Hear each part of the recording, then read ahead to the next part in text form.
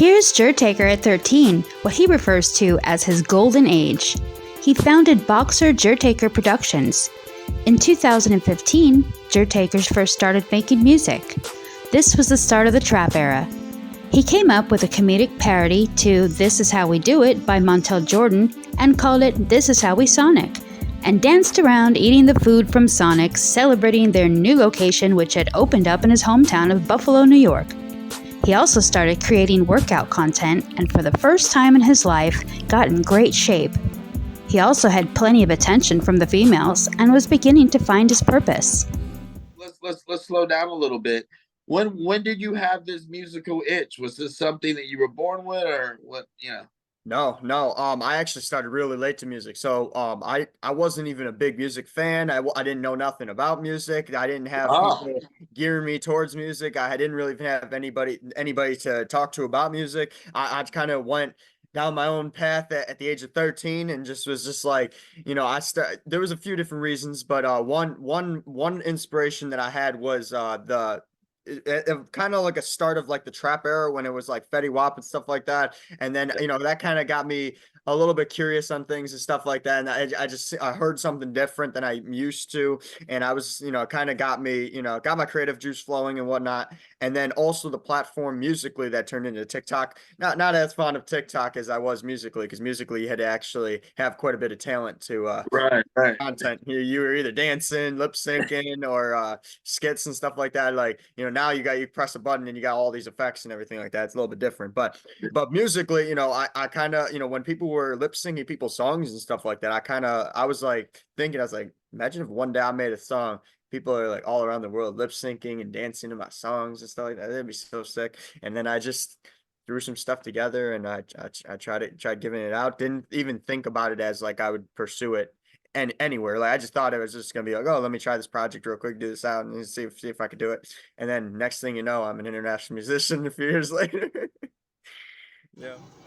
The early days were a long period of trash music, offbeat, terrible instrumentals, too much auto-tune with not the greatest lyrics. There were some failed and hated songs released by Jertaker, who went by DJ Jertaker at the time. Back then he was called Mr. 8 Chains and DJJ. He became the most hated musician in Buffalo with a 1% to 99% like to dislike ratio. This caused him to become more selfish, standoffish, ignorant, aggressive, rude, and arrogant.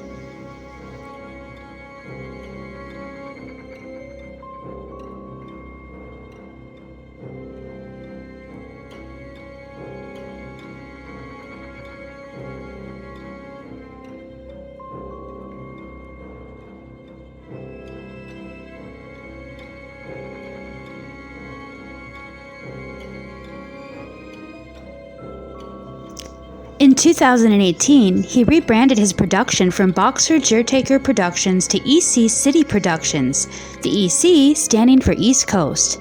He started to have professional music videos done, worked hard to obtain a better musical ear and timing, and used better instrumentals. Jertaker started working harder and was in the studio even more. He also hired a few music coaches and mentors. He took his brand more seriously and decided to have airbrush art of his production, abbreviation ECP, on his home studio wall. During this time, he started to change his appearance and create his own style. Jertaker was dedicated to perfecting his craft. He rode many miles on bicycle from the suburbs to the city to get to the studio to learn more about music and practice his art.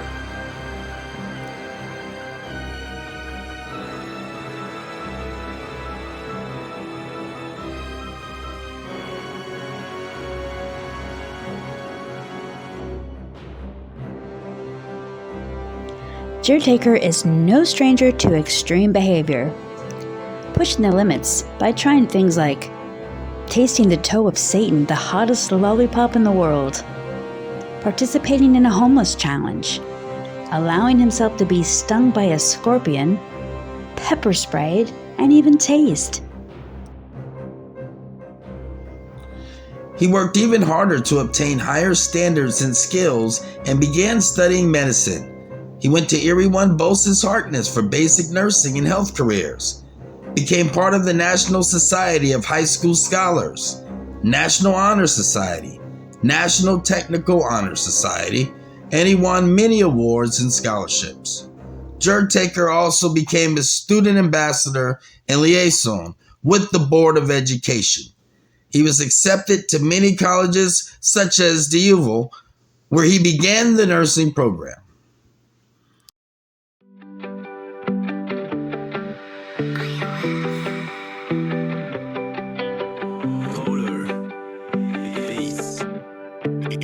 EC City Productions.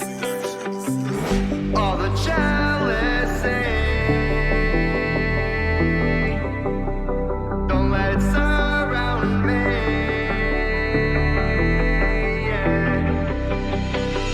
Lie, saying you wish me well. I can tell you full of envy when you roll your eyes. Know you hate it when I take a win. You rather see me taking L's, walking bare feet on broken shells, probably wishing that I burn in hell. But you lie, saying you wish me well. Yeah, been down for a minute, don't want no more distance. Living love for the moment, even loving lowest. But you hate that I do it. You got good at fake emotion, dosing more just to numb it. I've been there, I've done it, but I cannot change the way you feel. But I hope that you do. Why do you do this? I just wanna be okay. Living through the movements, you are not the same to me. Won't you, not your demons, the way you deceive me. That's all that I get, broken and anxious. You are so dangerous, why are you angry? Didn't even do lameness, true even when famous. Can't play me aimless, you're not an airhead, even when filled up. So why are you like that? Rather me die sad. All the jealousy, don't let it surround me.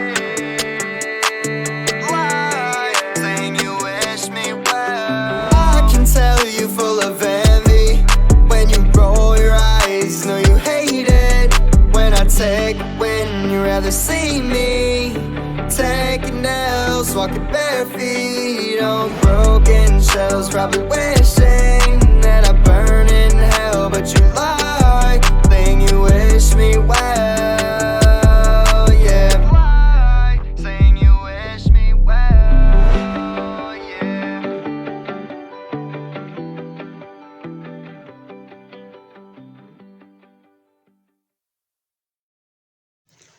Jertaker ended up in the hospital with an intestinal blockage, which caused him to fall behind in college. He dropped his classes and went to work doing apartment remodeling, construction, and landscaping. He used the money he earned to fuel his music career, business, and his content creation. After falling off with many videographers, the owner of FTB Productions, a small filming company, had persuaded Jertaker to give his company a chance. Jertaker expanded out of Buffalo with his music. Both thrived and built upon each other. Jertaker was on the grind with studying, making content, filming, editing, networking, and learning advertising and marketing to continue to expand and grow. Content became better than ever, with bigger, better camera crews in production. FTB Productions defamed Jertaker on a podcast and turned on him in EC City Productions. Arguments took place on social media, and supporters of FTB Productions tried attacking EC City Productions. Supporters of EC City Productions tried defending the production and Jertaker. Jertaker got in some motorbike crashes and also got sick and was trying to juggle that and the betrayal of FTB Productions. Third parties even got in on the feud and chose sides. In the end, Jertaker and EC City Productions prevailed, and FTB Productions' reputation was wrecked and humbled. Simple as that. It's, first impressions even. You have to, if you want to be successful in anything, majority of things involve people and making good impressions, obviously being professional, It matter. having high standards, that goes Yeah. a long way. It does. It goes a long way. And never lose yourself throughout the process. Yep. Now, when you joined the group House of Trouble, was that during the Boxer Jertaker production thing? No, after. So pretty much, After. Boxer Jertaker Productions transitioned to EC City Productions in 2018.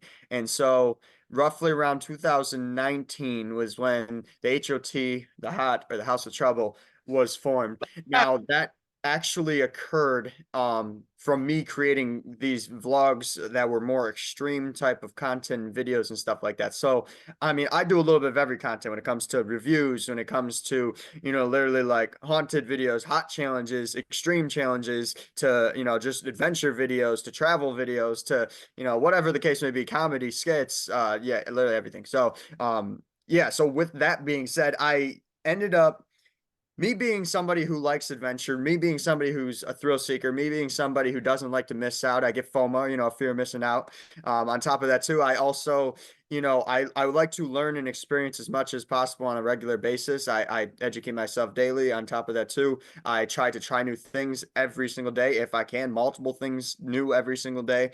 I majorly would consider myself a type of person who is like, I am not going to give up until I feel like I've tried as much stuff as possible, which is a never ending task because I'm not going to live long enough to do that. So instead of that's going to be my whole life, I'm going to be pretty much just trying stuff, educating myself on tons of different things and matters and stuff like that. But so what ended up occurring was with my vlogs, I started making vlogs because I did content for years. I did content actually first before anything. That was like 14, 15. I don't even remember. I lost track of time, but too many years. But what happened? I was doing it back on an old iPod Touch or whatever thing like that. No softwares, this and that, just kind of whipping things together. But I've obviously progressed quite a bit now and stuff like that to where I'm using cameras and proper softwares and all that stuff and ring lights. But yeah. So the thing is, I actually started creating vlogs back in like 2018, 19-ish. Yeah, 2018-ish, I believe, just because I like the vlog format because it's real. On top of it being real, it captures the experiences. It shows what I'm going through on a regular basis. It shows, the extreme lifestyle I live, because I do live quite a bit of an extreme lifestyle. So that's what gets people wanting to tune in. And I also get to look back at experiences that I have and forever remember them. So it's really cool. But I'm also, like I said, an extremist. I like to adventure. I like to try new things. And I happen to start going down a route of doing even bigger, better, extreme things and stuff like that. Being like, I've got pepper sprayed, I've got tased, I got stung by a scorpion, I've done the toe of Satan, I've done the Pocket Chip Challenge, I've done 2 of the Pocket Chip Challenge. I'm about to be skydiving soon. I'm about to get shot with a bulletproof vest. There's tons of different things. Like, it goes on and on and on. But that's kind of where the HOT came in, because I had a few people, one of my right hand man, I call him, he actually came up with the HOT of the Hot. He had it before me. Now what happened was we kind of shared it once we became, like close with each other and whatnot, and became like, we worked together. We were in a lot of content together and whatnot. And then, he would always be like, yeah, we the HOT, we the Hot. And I would always ask him, I'll be like, what you mean by we the HOT? I love this. It sounds amazing. And I'm like, and so he's like, you just do the craziest, most extreme stuff, and we live how we want on a daily basis. And he's like, I'm just like, I was like, well, yeah, we do. And so, I stuck with that. And then, I helped build the name as well. And then eventually, he said, I own it just as much as he owns it. So it's like, we brought ourselves to, 2 major things together, and it's pretty cool. But yeah, I love it. You build the House of Trouble. Yep, the group of extremists. You got endeavors that are that you're working with now, with companies and brands, and you're tell me about this expanding to Canada? Yep, I've actually expanded to a few different states, and then also Niagara Falls, Ontario, Canada, which is pretty cool. So yeah, honestly, it's not something I expected at all. Like, this was actually in the past year, all this has occurred. I became in business for myself. I've been working really hard with a lot of major corporations and mentors and teams and stuff like that. I've built my own business team, and I've expanded quite a bit, went internationally. Like it's been a never ending cycle, a snowball effect, but it's been quite a road and quite a journey, and it's been awesome. You know what? You sound awesome. Now, any projects, musical projects that are coming out soon? Yeah, I mean, soon. See, this is the only thing that I'm not exactly too sure with as of right now. I've been doing a lot of behind the scenes stuff. I've been doing a lot of back end work. A lot of the paperworks and the business aspects of things and the logistics of stuff and all that stuff. So as of right now, I do have many projects that I'm working on. Like I think there's over 120 songs that I'm working on roughly. So between albums, EPs, singles, solos, collaborations, etc.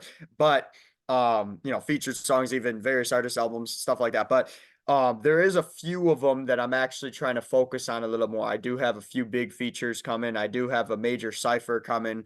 And yeah, so the thing is, as of right now, I've put music almost on the back burner. Now that sounds pretty bad, but it's not what people think. Now, Come if on, you think about it as a stove, if you think, well, let me 1 second. So if you think about it as a stove, right? There's multiple burners. They all keep things warm and running and continuously staying hot, right? The front one you're probably is doing the most with. The back ones you're pretty much you're keeping them where they're at or slightly increasing them. But at the same time too, you're just focusing on one thing, pretty much in order to have whatever you want, done at that moment. And so pretty much what I'm doing is I'm utilizing my business to, obtain financial freedom and to build up wealth so that once I can get to a certain point where I can walk away from like full-time jobs and stuff like that, I could basically utilize the income and the freedom and the time that I have to invest majorly in my music. That don't mean I'm not marketing my music. That don't right, mean I'm not networking. That's on the back burner still, but right. I'm still doing it. Hey, you got a plan. So I'm maintaining. Yes, that sounds like a full course meal right there. Oh yeah. So let me ask you this question. What advice would you give to young aspiring people trying to do what you do, whether it's content creating, just being entrepreneurs? What is the one piece of advice that you would give? I would definitely give because a lot of people see that I'm doing a lot, and I understand that a lot of people want to do a lot. A lot of people are very ambitious and have a lot of goals and dreams and aspirations. But the problem is this: if you have too many dreams, that's great. You could potentially reach all those. Focus on one first. The reason why I'm going to say focus on one first is only because I made that mistake of delaying success because I was not willing to, temporarily let go of certain things until I succeed in one thing. I've been trying for years to accomplish all that I'm trying to accomplish in all the different fields that I'm trying to accomplish in things and succeed at a high level. And there's been people in 1 year, 2 years that bypassed my 8 years or my 6 years or my 15 years. Right. And that's because I can't give my 100% attention to any of the things that I'm doing because I'm juggling too many things. So what I always recommend people to do is succeed at a high level in one thing, the thing that has the most potential, the best vehicle to use to whether create money, time, or freedom, utilize that first. Once you have done that, you're literally your options are open and the potential is endless because at that point, if you have time, freedom, and money, what's stopping you from achieving all of your dreams and goals? That's right. That's right. You know what? I got to take notes on that myself. And you know what? We all do. And that's the thing. And also in business, it's okay to refreshen yourself and to hit those things and to go back and make a self-assessment of what you got going on continuously on a daily basis. Oh yes, so definitely. That's really great advice. For sure. And one more thing I'm gonna add to that real quick. Please tell. Yeah, so pretty much the last thing I want to add to that part is this. So pretty much when it comes to, a lot of, people wanting to succeed at a high level and whatnot, obviously, everybody's a brand. Everybody's a brand. I don't want to hear if you tell me you're not a brand. You are a brand. You're even if you are working a 9 to 5 job and that's it, you still are a brand. The reason why is because you on a daily basis are trying to brand yourself out as the professional. You are always trying to brand yourself out as the person that should get the raise, the person who should get the, say you're looking for a significant other. You're trying to brand yourself to be the one. On a regular basis, you're branding yourself. You're a brand. No matter what you think, whether you have a name to it, whether you have a business, whether you're, whatever the case, you are a brand. So with you being a brand, the only way, the absolute only way to have long-term success in anything, if you are a brand, is to market and network. And people all over the place for many years will continue to pursue something. And I love to see they're ambitious. I love to see they're hardworking. But do you really want to sit there for a long period of time and not have any results? The only way to get results is marketing and networking, because you are a brand and you need to. Simple as that. Right about that. You are right about that. And thank you for adding value to my brand. And I hope that I add it to yours. Of course, of course. Ladies and gentlemen, we got Jertaker in the building on the Mental Margarita Show. It's an absolute pleasure, but how do they get in contact with you if they want to follow you?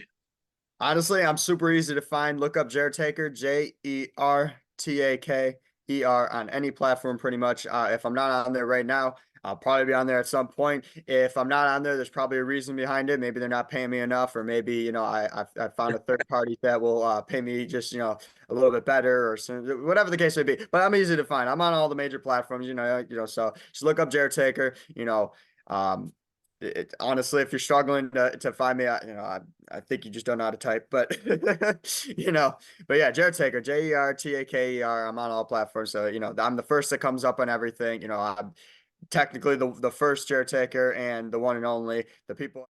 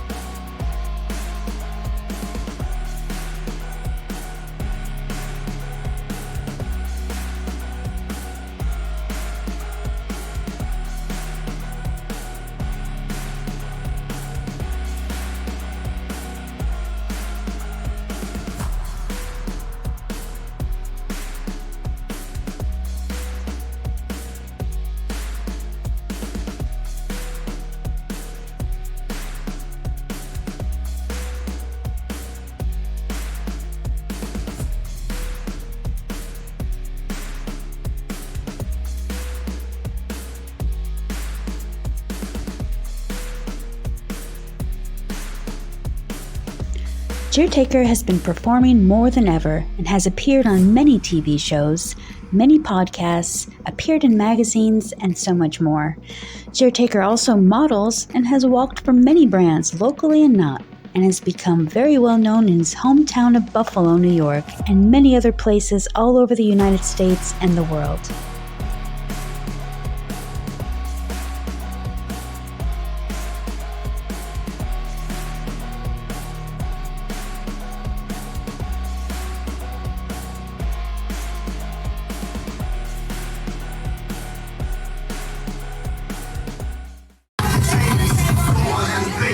She tryna erase.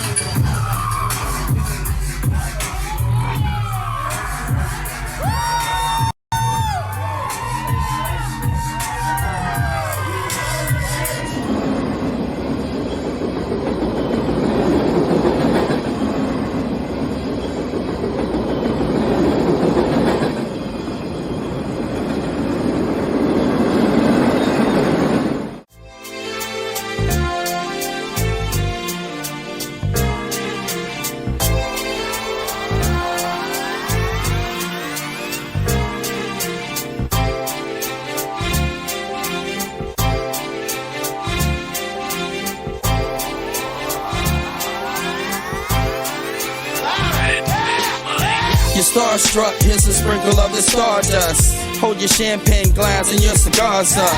See the guys with mob ties drive the cars up. Bright lights, most nights they buy the bars up. Candy coated Chevy cars on the highway. It's Frankie baby, it's on and this is my way. Dean Martin at the Sands this Friday. With Sammy Davis, here's a little hint where I stay.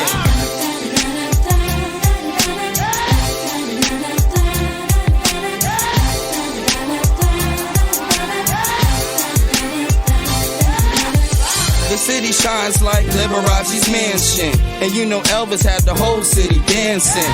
Showgirl silhouette steady prancing. Shout out to June, just the Copa Girls anthem. Legal gambling, yeah, that would tempt me. It's Sin City, holy water couldn't cleanse me. And Wayne Newton had the crowd in a frenzy. Live at the Stardust, the seats never empty.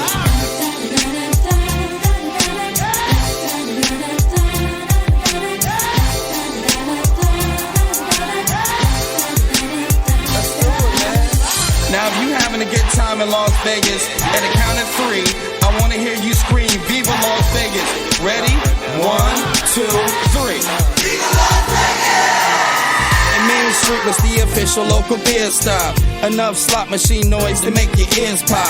The cigarette girls walking souvenir shops, while Red Fox had them laughing till the tears drop. Before Steve got a win at the right time, Sig and Roy had a long circus lifeline. Now the Strip's got a lot of neon light signs. Would you agree there's not another city like mine?